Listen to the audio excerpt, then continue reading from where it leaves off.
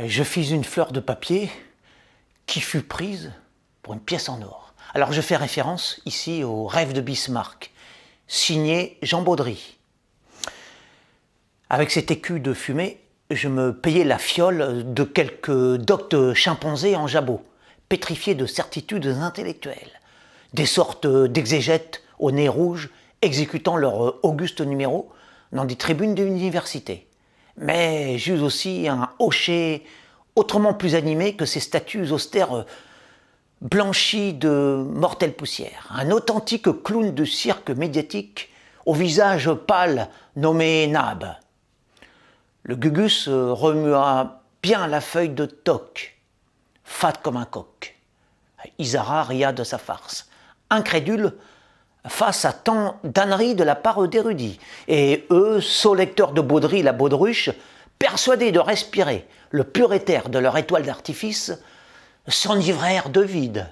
Nul ne voulut prendre au sérieux la perle du facétieux faussaire, alors qu'ils avaient déjà tous avalé les navets de Rimbaud, sans jamais daigner les accompagner d'une once de doute, ni accepter d'y ajouter un seul grain de sel humoristique. Ils préférèrent se faufiler sans filet dans la fosse au faux. Hésiter aurait été la preuve de leur propre limite, autrement dit, celle de leur mentor favori, le poète aux grandes guirlandes. C'est qu'ils se prennent réellement pour d'infaillibles anguilles, ces andouilles de la vérité. Allez hop, un Bismarck à se coller illico dans le fusil, pan dans la panse, boum dans la pomme. Légumes ou enclume, ça passe tout pareil. Après l'horoscope, le scoop, miam miam la bonne plume, et zéro boule au ventre. Oh que c'est bon ça, madame. Du bon Rimbaud à la sauce mythologique, ce goût de flotte, ces arômes de néant, ces atomes de talent, et cette sensation de rien ronflant qui fait tourner les têtes creuses, et que l'on examine avec les mêmes coquetteries précieuses qu'un vin rare sous les projecteurs des soirées huppées.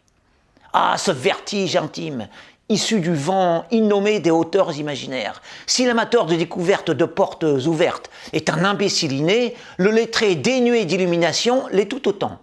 Un peu coriace, hein, la pipe du Prussien, mais au moins ça a la saveur âcre du vrai plus dur que nature, n'est-ce pas l'essentiel? Le leur n'est pas admis du haut de leur perchoir. Cela ne peut être que du pain chaud et rien d'autre. Isara serait le boulanger de ces roulés dans la farine. Allons bon, va pour un fromage, mais un Rimbaud. En guimauve, non, impossible. Pas lui. Pas ce papillon malicieux qui s'amuse à renverser des pachydermes. En termes d'image, quel naufrage pour la rimbalsphère. Enfin bref, Rimbaud est le chouchou des gogos. C'est aussi ma pire rage d'allié sans phare. Enfin, le Rimbaud des bobos est un attrape-nigaud qui ne fait pleurer que les pigeons de Paris. Il est le héros des pouilleux en vogue et des mondains statiques, et la terreur des intemporels concierges. On me transperce, on me perfore, m'empale quand j'ose les mots qui font moche, mais qui pourtant sont justes. Moi, face à cet endormeur d'idéalistes boutonneux, à ce réveilleur de noctambules guindés et charmeur de vagues dingues, je ne sors que l'épée du rire. Alors c'était ma diatribe par rapport au Rêve de Bismarck, hein, qui est toujours dans certains milieux en suspens, et heureusement d'ailleurs. Mais dans le royaume des convaincus, il n'y a aucun doute. Hein. Ils sont tous sûrs et certains à 100% à mettre leurs mains au feu que ce Rimbaud